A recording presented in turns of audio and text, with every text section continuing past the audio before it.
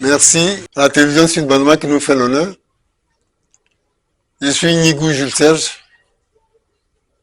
natif du village de Doumbaro, dans le canton d'Ies. Je suis ingénieur agroéconomiste, aujourd'hui à la retraite. J'ai été autrefois directeur de l'AVB à Boaké. J'ai été directeur du complexe sucrier de Katulam Marabadjassa, de Ferke 2. Ensuite, je suis venu à Abidjan et j'ai été à la SIDAM où j'ai mis en place l'assurance agricole parce que je suis également diplômé de l'École nationale d'assurance de Paris. Après, j'ai été directeur du complexe sucrier de Ferke 2, bien entendu, mais je suis venu, après la SIDAM, je suis devenu chef de cabinet du ministre de l'Agriculture, Lambert Kwasi-Kona. C'est là que je suis devenu député de la sous-préfecture d'Ivaux. En tant que député, de la 9e législature, j'étais vice-président du conseil là-bas, m'occuper d'affaires sociales et culturelles. Et malheureusement, le coup d'État a fait que nous avons chuté. Alors, aujourd'hui, je suis à la retraite. Je suis à la retraite, mais je suis revenu à ma fonction, c'est-à-dire, étant qu'ingénieur agronome, je suis revenu à l'agriculture. Je pratique l'agriculture. Je fais un peu de via, un peu de palmier, un peu de cacao, un peu d'élevage de bœufs, un peu d'élevage de porc, un peu de moutons. Je voulais faire l'aquaculture également, pourquoi pas. Ça ira. Oui, je voudrais vous dire que les plantes que nous avons, telles que nous l'avons appris à l'école, ont beaucoup de vertus. Et il ne suffit pas d'apprendre, il faut mettre en pratique ce qu'on apprend. C'est ainsi que je fais beaucoup de jus pour la consommation de mes visiteurs, mais j'ai fait une liqueur également, une liqueur qui a beaucoup de vertus thérapeutiques, à base de moringa et d'agrumes,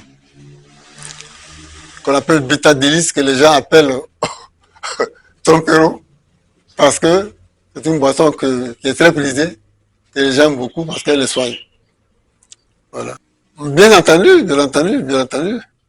On est en train de faire les démarches pour avoir le brevet. Une fois qu'on aura le brevet, on va faire une boisson qui est très, très, très consommée en Côte d'Ivoire, qui est très prisée. On peut l'exporter, bien entendu. Mais aujourd'hui, nous n'avons pas la capacité de satisfaire la demande, tellement elle est importante. Kivo, à un moment donné, était dans une léthargie totale.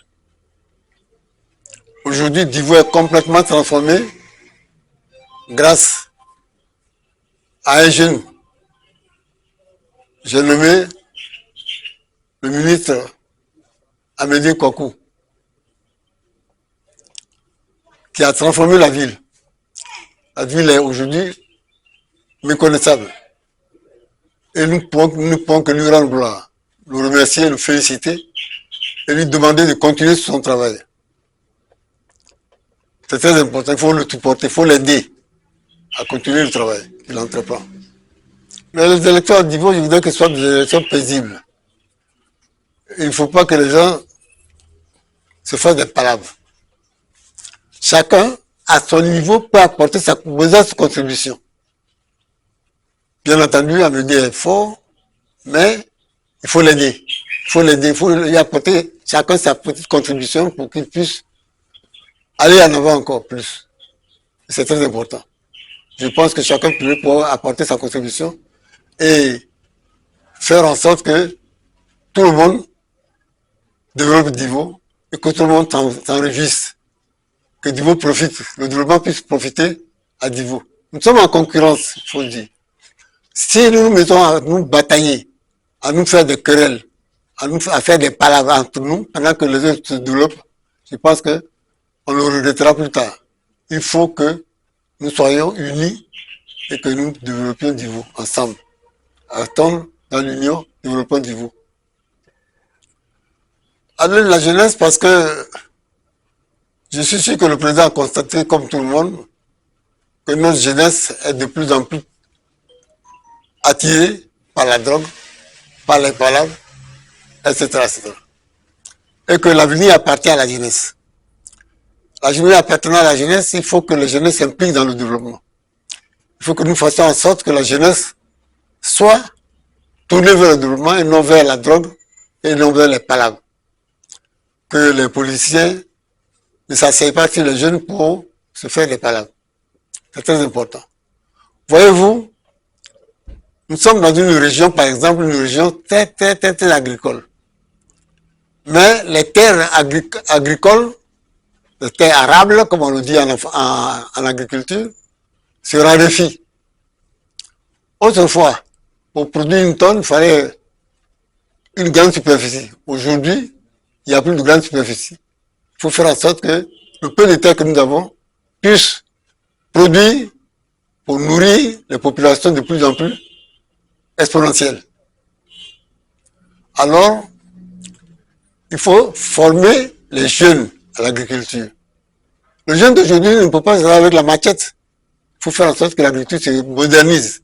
Que nous puissions faire une agriculture moderne, productive, et que nous puissions être capables de nourrir les villes et la campagne. C'est très important. L'agriculture n'est pas un métier comme une poubelle où on jette ce qui n'est pas utile. Aujourd'hui, quelqu'un n'a pas réussi vers l'agriculture. Ce n'est pas ça. L'agriculture, c'est un bon métier, un noble métier, un métier très noble. Il faut faire en sorte que ce métier soit respecté et qu'il rapporte autant d'argent que dans les bureaux, et même plus que dans les bureaux. Les jeunes doivent s'impliquer à l'agriculture. Vous me direz que c'est parce que je suis agronome que je le dis, mais l'agriculture est très importante.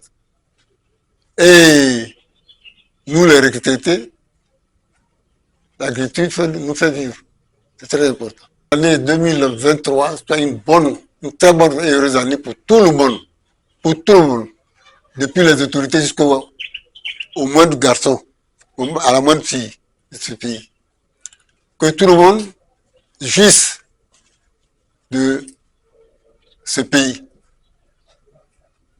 Personne n'est venu accompagner quiconque sur cette terre. Chacun est venu jouer sa partition. Que Dieu permette à tout le monde de jouer sa partition avant d'être rappelé à lui. Merci beaucoup.